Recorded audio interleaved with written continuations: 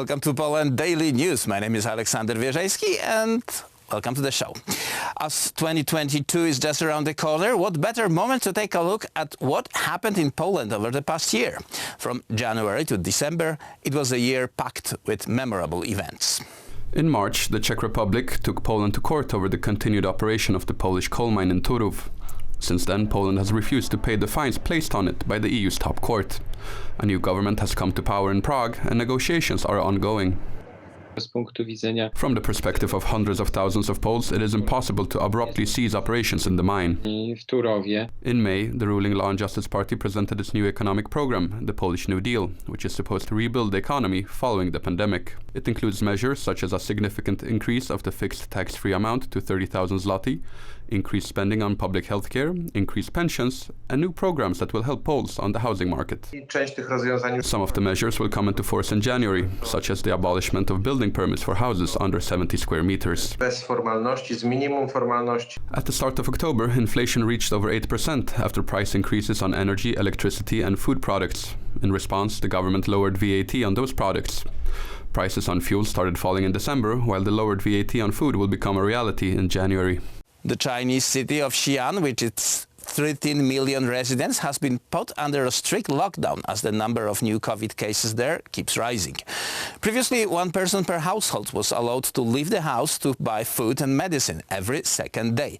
But that has now been banned as well for the coming days.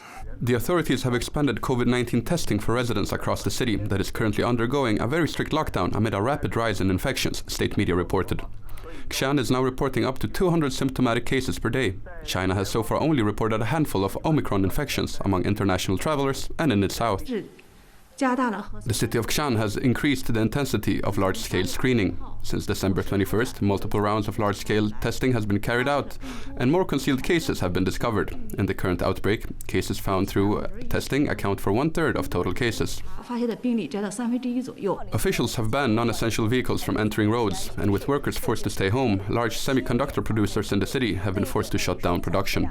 The authorities feared that the new Omicron variant could overwhelm the country, which until now has been able to keep down transmission levels by implementing very strict measures. The COVID-19 situation has also worsened in France, where an outdoor mask mandate went into force today in Paris and many other French cities. Some of the residents argue that it is a symbolic measure that brings a lot of inconvenience but does little to limit transmission. People in Paris were once again required to wear face masks outdoors today, ahead of New Year's Eve festivities, as France struggles with soaring COVID-19 cases. Some cities in France, including Paris and Lyon, brought back the mask-wearing mandate, which had gone out of effect in June, as the country tightens measures amid a worsening health situation due to the Omicron variant. Wearing a mask is not very pleasant for me, but if we have to do it, we'll do it, so we don't catch COVID. Because as students in Spain, we have to travel, and if we catch COVID, then we can't go back to school. But then it's annoying. It's not very pleasant for everyone to wear a mask on the street, but if we have to, we'll do it. France reported 206,000 new cases over the last 24 hours, rising above 200,000 for the second day running. The government announced new restrictions such as curbs on gatherings and recommendations on remote working earlier this week. On the streets of Paris on Friday, most people donned face coverings, although some disputed the return of the mask rule. To be very honest, of course, we know that the virus is everywhere at this time, but we have a series of measures that come just like that, and we have to follow them blindly, without giving our opinions. So I don't want to adhere to the mask wearing outdoors, no. People not wearing a mask outdoors could face a fine of 135 euros, local authorities said in a press release.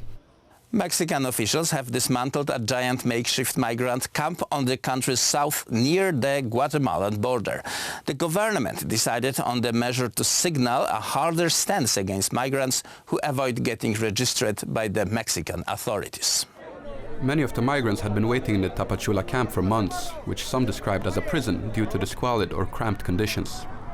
Before officials disbanded the camp in Tapachula, about 3,000 migrants were granted permission by Mexico's National Migration Institute to process their travel documents, which would allow them to leave the camp. Migrants, mostly from Central America and the Caribbean, left the camp after officials gave them a QR code, registering them to complete their regularization process. They put me on a list to supposedly leave on January 7th in a bus, but they changed the departure, and now they're giving us the QR codes. But last night, the migration officers came to the queue where we were waiting for the bus, and they changed it for today at 8 a.m. That's when they gave us the QR code. Cuando me entregaron el QR. Mexico accelerated the transfer of tens of thousands of migrants to various regions this month, promising to regularize their stay amid a record number of people arriving in the country in 2021, with the aim of crossing the border into the United States. Ese QR ya, el que estaban dando. The QR codes that they were giving, well, you had to pay for your transportation to wherever you were sent to, but I still think it is a great help. Nevertheless, at least right now, as I was walking on the street, the migration officers told me to leave and not to stop.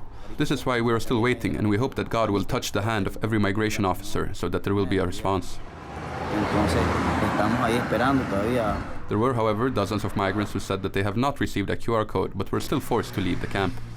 2021 was a great year for Poland Daily, and I hope for our viewers. Tomorrow we'll be back at the same time, but meantime, Happy New Year.